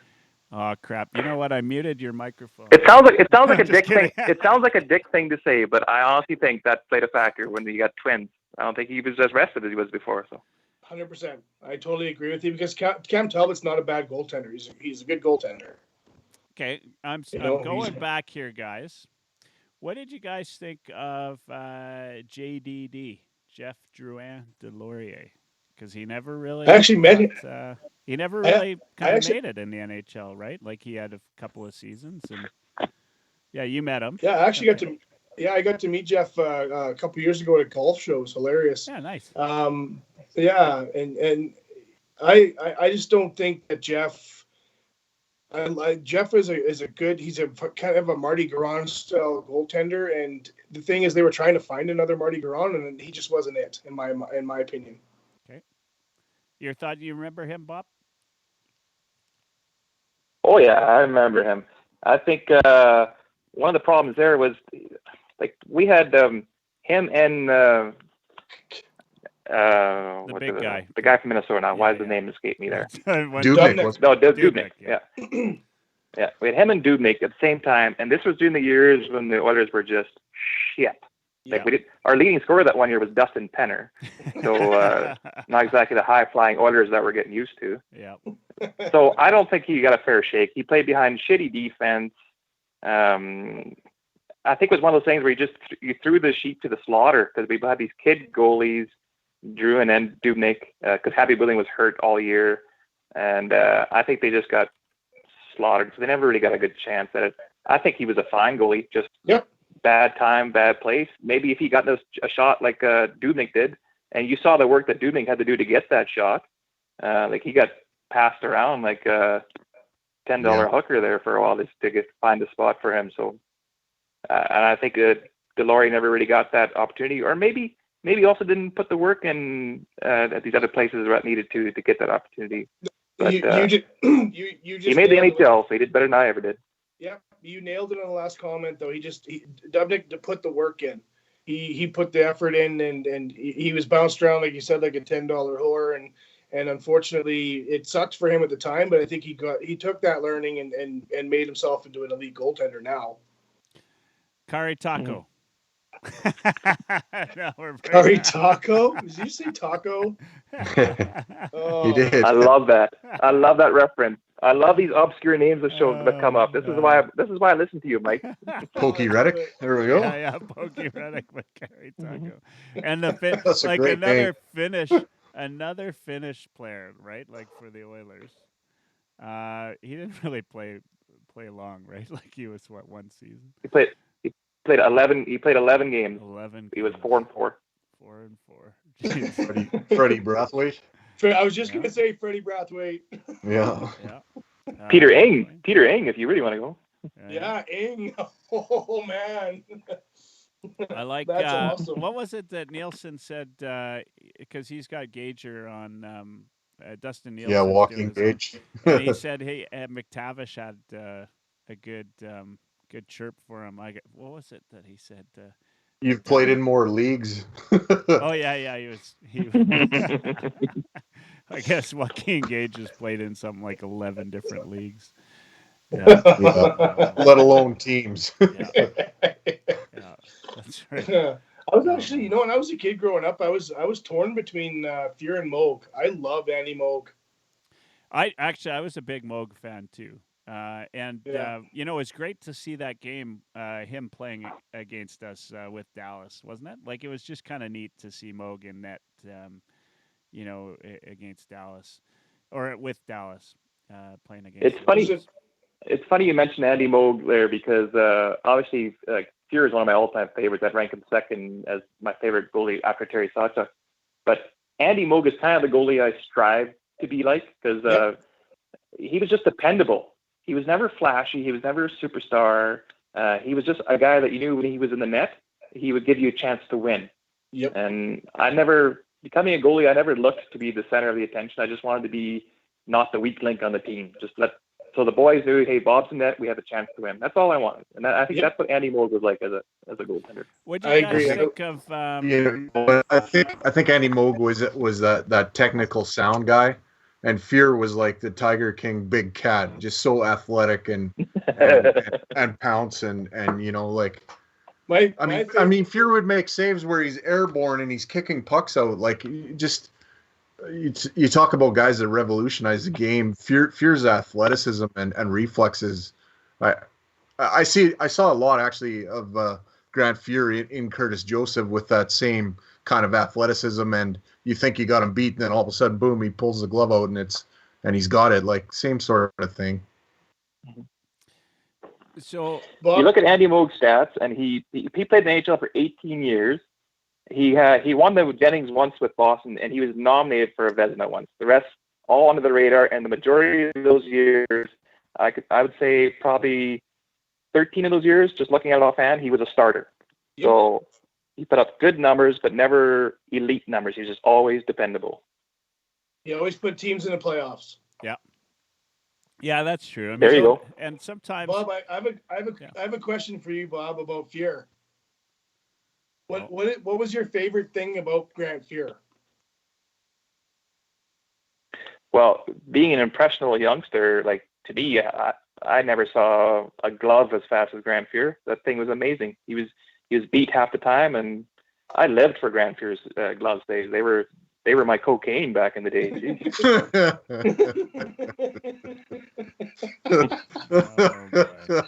Nice reference. Oh, crap. My favorite. We're gonna get shut down. Yeah, already shut down. We just turned into spitting chicklets. Yeah, that's right. My favorite thing about Grant Fuhr is if the Oilers were winning 10-9, they were not getting the 10th goal, no matter what. Yeah, he's pure money. Yeah. Well, and he would tell you that, right? Like that was what he like, and I've had the chance to meet him and talk to him, and that was his thing. Me too. Right? Like he just. Me too, and I mean, I got to meet Grant Fuhr when he was the goalie coach for Phoenix, and it was a dream come true. I was one of the first times I've ever been tongue-tied because he was my hero, like one of my heroes. I think I know he went to shake my hand. I think I may have dry humped his leg of excitement. Wow. Yeah, we went to another level again. Can you guys think of another goalie that was as gentlemanly like as Grant though? Like, nope. Is there one possible? Oh man. Nope. You know, one of my favorite podcast experiences I did with the St. Louis Let's Go Blues podcast. And we were talking about all the connections between the Oilers and the St. Louis Blues, and Grant Fuhr came up, of course. And you know, it's just interesting, like and like where he went, right, in terms of his career, right, and then got a spit a little bit, you know, playing in Calgary. Sorry, I threw up a little bit in my mouth. Well, he actually attributes. Go ahead. He attributes a lot of his he revised his game. He attributes a lot of that to Mike Keenan when he picked him up in St. Louis, because he was bouncing around like he was a star in Edmonton, and then it was time for a scene change there, and Billy Ramper was kind of taking over. He goes to Toronto and he kind of mentors Felix Buff until he takes over. Goes to Buffalo and Hoskell take over there after a while. Then Gretzky did him a favor by bringing him to Los Angeles, but there really wasn't a spot for him, and his game wasn't the greatest. And then Keenan picks him up and throws him in for 79 games just like that. So gave him a chance to find his game, and he became a star all over again. Yeah, and after 79 games, you'll find your game. Right? Fuck you, Kiprios. Going back to what you said, Chad, about Andy Moog, you said that he got his team to the playoffs. Like I said, he played 18 years, and I just checked now. 16 of those years, his team made the playoffs, so you were bang on there. That's what Andy Moog did. So, guys, let's go back to another Oilers goalie that, you know, I often wonder just how good he could have been, and he was good when he played for the Oilers. Until you say Tommy Salo? It is Tommy Salo, yeah. But when he had his little miscue, he never really, in international play, he never came back from that, right? Like, it changed him mentally. Yeah, there's one thing about goaltending that you guys don't know is that when we do make mistakes, we're the center of attention, and it does hurt you. It affects you mentally, no matter how strong you are. I don't care how strong you think you are the center of attention. When that goal goes in, he was literally, his credibility was down the tube, and that's how he felt. So when he came back into the NHL, he just, all he could think about every time he stepped on the ice, I guarantee it, was that goal he let in. And he never came back from that, right? Like, he just was never the same, was he? I mean, he was, nope. You know, for Oilers fans in those, you know, early 2000s, we loved him, right? Like we loved Oh, yeah. Salo, and I don't think we would have traded him for anything, right? Like he was a great player, and then of course that he come back from that. Who were they playing? I'll have to look it up, but Belarus, and like that was huge, and that was considered one of the biggest mistakes in hockey at the time, right? Like he never came back from that at all. And he let in a similar goal to that for the Oilers, like right from center ice. Oh yeah. It was almost like the identical shot. It's crazy. Yeah, I remember that one, Durza. Yeah, I think that happened actually before the Olympics. That one. So, yeah. But you're right. He did let him. He did let him from just his side of center. Yeah. Yeah. I mean, I bring him up. I guess I said everything that you guys. I mean, that it was just unreal, right? Like that. Like I remember. Well, he's the kind of player that on the team everybody had a Salo jersey, right? Like, he was a popular player. Like that it was psychological because he played 10 years, so he had other psychological battles that you face. Like even during the year, you face a bunch of things that are affect you mentally during the season, especially an 82-game season. Yep. But this was a huge one on an international scale. I think, unfortunately, it did show that stage in his life, he just wasn't mentally tough to rebound from that again. No, it did affect his game, and we've all let him shit goals. I've let him in the goal from center before, obviously not in the Olympics. But it messes you up psychologically. You start questioning easy shots that you should stop. But you got to find a way to shake it off. And I don't think he ever was able to after that one. Well, you got to think about this. So, Darcy, you brought up the goal he let in for the Oilers. You let down your city on one goal, but just imagine doing it and letting down your entire country. That's a mind fuck. There you go. I don't care who you are. Yeah. Yeah, 100%. That's the yeah. Like, and it's too bad, right? Like it, and that was leading up into some what would be some interesting years for the Oilers, right? Yeah. Yeah. Thoughts, both of you, on UC Markkinen? Oh, UC. There's another guy who I feel is underrated. Oh yeah, completely underrated, man. His showing in that 07 playoffs, that was freaking unbelievable how he stepped in. Come in cold like that. If it was him, not Conklin. Oh, frozen again. I think Conklin gets a bad rap there too.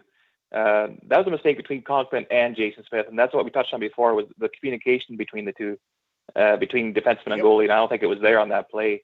I actually think Conklin played well that game. He just made that huge mistake, which unfortunately, like you also mentioned, Chad, ends up being the goalie's fault because the light goes on behind him. But I think it was just as much Jason Smith's fault, to tell you the truth. Wait a second here, guys. Let's not start passing the blame here to defensemen and stuff. That's sacrilege. You can't. Don't take runs at Gator. That's it, man.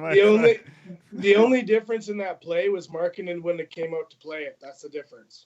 Yeah. Probably. Yeah, but that's not saying it was the wrong play. It just he was, because Conklin was cold. He wanted to get some skate in. I knew what Conklin was thinking the whole time. He's just you got to get into the game, right? Wanted to feel the puck. Yeah, and Markkinen would have just stayed in his damn net. Markkinen would have been the exact opposite. He would have stayed in his net. Puck would have went around to wherever it went, and he would have felt the puck when it was shot at him. That's the difference in my mind. What about that? Let's back up that season just a little bit. Every time we went into overtime and into a shootout, we'd throw in Mike Morrison for a shootout. Well, hey, to be honest, that only happened once. Yeah, that did only happen one time. That only happened once. So, yeah, it was a terrible move, though. It was hilarious. Mike Morrison was great at playing at the shootout game. He was, but yeah, that was definitely a fail move on that one. And what really happened to Mike Morrison after that? Did we have him for one season or was it a couple? His career didn't go anywhere. He went to Ottawa, actually. Yeah, he went to Ottawa. Okay. I'm looking at. He's a career backup, is all I know. Yeah. So they dealt him. We had him for 21 games. They acquired Goalie. 21 games, yeah. We had him for 21 games, and then he got traded to Ottawa, where he played 4 games. And the next year, he got traded to Phoenix, where he played another 4 games, but only won 1 game of those 8 games that he played the rest of his career. So I've got and we actually left him on waivers. Ottawa picked him up on waivers. a couple things here that come to mind. I'm a little bit curious about. There are. I'm now on hockeygoalies.org, which lists every goalie that ever played. You've been really corrupted by this show. Yeah, I know. Actually, I'm lucky that the stream didn't go offline as soon as I entered that in. So a couple of kind of interesting notes here. One is a guy that I work with, where we don't work for the same organization, but in the same industry. Yeah, Torrey Young. He was Oil Kings goalie. He came in and played like as a backup 1 game for the Oilers. And I've had a chance to talk to him about that. He said he went back to the Oil Kings the next day, and Horkoff was the captain at the time, and pulled out like a wad of cash that the guys all put money in and gave him as a tip. And it was a pretty healthy sum of money that he got, and it was on an amateur contract that he got to play. So he played in 1 game for the Oilers. And he said that was pretty exciting. So and the Oilers did a whole bunch of things for him that day when he got called up or whatever to play as an emergency player. The other thing that's interesting, and I'm curious, I don't know, Bob, if you even you're good at finding these stats, but in the 2013-2014 season, this has 8 goalies listed for the Oilers. I'm going to name them off. You guys would know almost all the names. Devin Dubnyk, of course, Ben Scrivens, Brizgalov, Fast, LaBarbera, Bachman, Brossois, and Curtis Mucha, who I don't remember at all. But do you guys, I wonder what, in terms of being on a roster, what the record is for most goalies in a season. But that's got to be pretty damn close. 8 different I don't know. goalies. Philly was pretty close to breaking that. Okay, let's see. So Philadelphia, what year were you thinking? What was it? When Talbot was there 2 years ago, last year. Okay, so Philadelphia. I'm going off of 2019. So they also had 8 players. Yeah. So they had Carter Hart, Brian Elliott, Stolars, Picard, Neuwirth, Talbot, Alex Leon, and Mike McKenna. What about Vegas? I mean, how many players would they have had when they last year or whatever the year was it last year that they had? They don't even have a listing on here yet, so I don't know. But I'm curious. Okay, so I found the record. It is 8. 8 is the record. Okay, so and it's probably shared by a couple different clubs. Interesting. It is shared by the Flyers. 2008 Los Angeles Kings, 2003 St. Louis Blues, and the 1990 Quebec Nordiques. Oh, those are all 7. Sorry, 8 was the Flyers, and it doesn't say the Oilers, but did the Oilers use 8 players? It's possible that these players just made it on the roster and didn't play. Like Brossois isn't listed as having games played, and neither is Curtis Mucha, but they might have dressed, right? So that makes sense because the record here says 8 of goalies that have played. Yeah. Yeah. So that's kind of interesting. So what you're saying is last year Philly set the record. Yeah. Yes, they did. Yeah. Yeah. That's unreal, right? Like 8 different goalies. There's so many and things that make that impressive, right? Like when you think about it, in terms of, we're talking about communication between goalie and players. I always thought the Flames never adjusted well to Mike Smith's style, right? At first, and the Oilers actually adjusted quite well to it, I thought, right? And so why that is, I don't know. I mean, sometimes I think that communication, there's something to be said about how a team gels with their goalie, right? Like not just how good the goalie is. but how well the team 100%, gels. Mike. I'm Yeah. so glad you. I'm so glad you mentioned that. I was going to say that you see some goalies who have successful seasons, then they go chase after the bucks to play somewhere else, and they never find that success again. And lots of times, a goalie fits the team system. The team system fits the goalie. It's the perfect matchup. You don't always find that wherever you go. Yep. I've noticed. I think Mike Smith's changed his own style a little bit too. Like earlier in the season, he was more wanting to make that first pass. Now he doesn't always try to make the first pass. Sometimes he'll just go behind the net and stop the puck for his defenseman and let them set up. Like he doesn't always want to make that first pass. I think some of his adventures, I think he's learned a little bit from them. Yeah, you're probably right there a little bit, and there's coaching for you. So fun fact about goalie number 8 for the Philadelphia Flyers, it was Cam Talbot was goalie number 8. Yeah. So That's when we picked up Stellars for him. Yeah. Fellas, we are at 10:31 to be exact. Just Woo. like you get a couple of goalies on and you go over. Look at that.